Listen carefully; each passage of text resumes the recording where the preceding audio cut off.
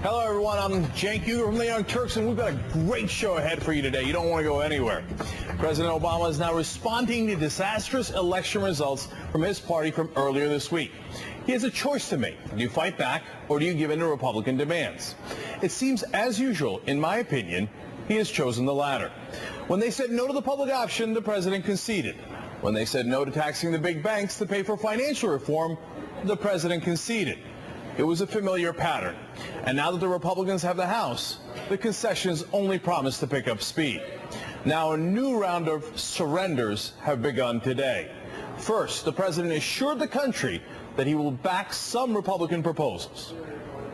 The question is going to be, can Democrats and Republicans sit together and come up with a set of ideas that address those core concerns?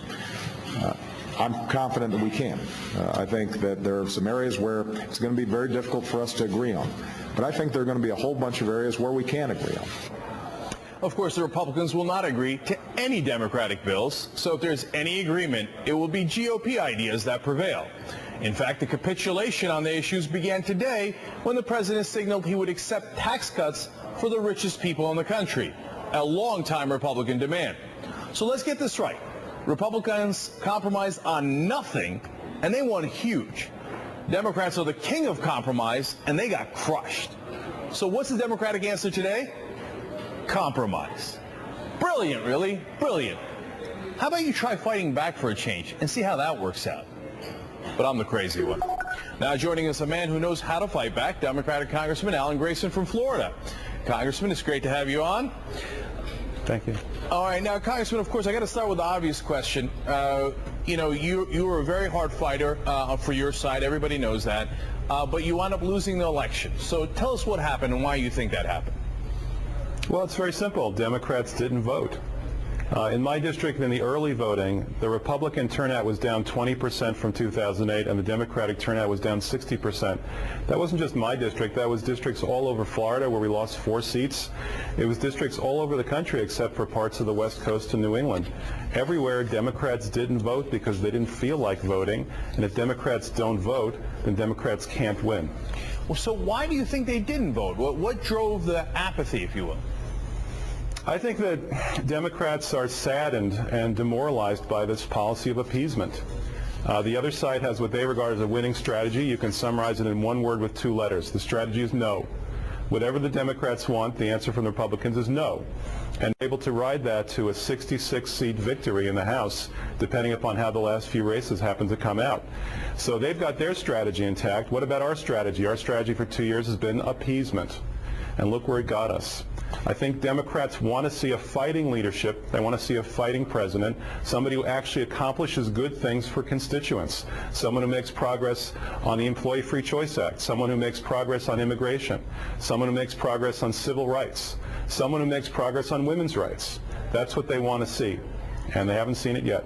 So, you were a fighter in your district, but they still didn't show up to vote.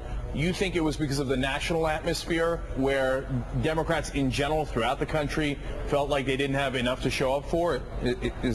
Is that what happened, you think? It was a national disaster. I won by 4 points in 2008. I went back and checked to see what happened to all the Democrats who won by 10 points or less in the House in 2008. And believe me, 10 points is a lot more than 4 points. What I found is that of the 24 Democrats who won by 10 points or less in 2008, only one of them won this year. 1 out of 24. An additional 40 Democrats lost beyond that. 40 Democrats who won by more than 10 points in 2008 and managed to lose this year. It's simply because our voters went on strike, and we have to win them back by accomplishing good things for ordinary people. It sounds like the opposite of what Tip O'Neill used to say. He used to say that all politics is local. But in this day and age, I don't think that's the case at all. But, the Republicans have nationalized it. And to your earlier point, John Boehner was in no mood for compromise of any sort on their side. I want to show you a clip here, and then I want to get your reaction. This is not a time for compromise, and I can tell you, Sean, that we will not compromise on our principles, and we will not compromise on the will of the American people. It's as simple as that. So are the Democrats suckers when they go to compromise with these guys? Because they have no intent of compromising with you whatsoever. So what's the game here? Why would the Democrats play ball with them? I don't know. We put more than 100 Republican amendments into the health care reform bill and got next to nothing in the way of Republican votes.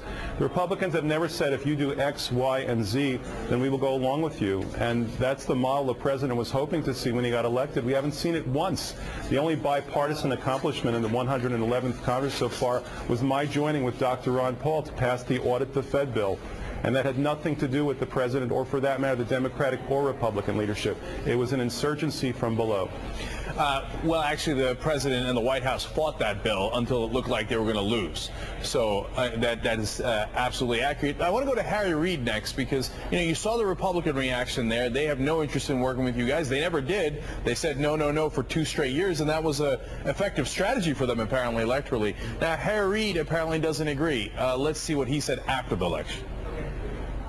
I have always felt that my job is to build consensus, to work out legislation. It's not a bad word to suggest that legislations are to compromise.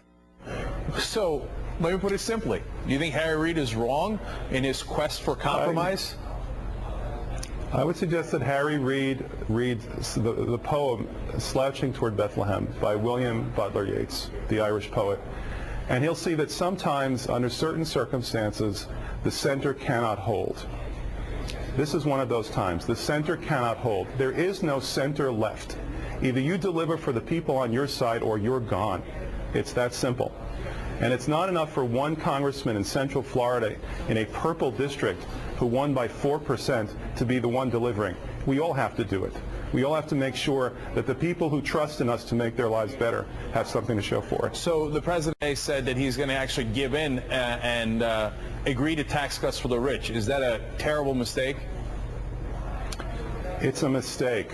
It's money that will do nothing to improve the economy. It did nothing to improve the economy. The average millionaire got $1 million tax cut, and we wasted $700 billion that way while the economy was crumbling. If you do the same thing over and over and over again, you expect a different result. You're crazy. All right. Finally, Congressman Grayson, will you be back? We'll see. If that's what the people want, then I'll be back. All right. Thank you so much for joining us. We appreciate it. Thank you, too.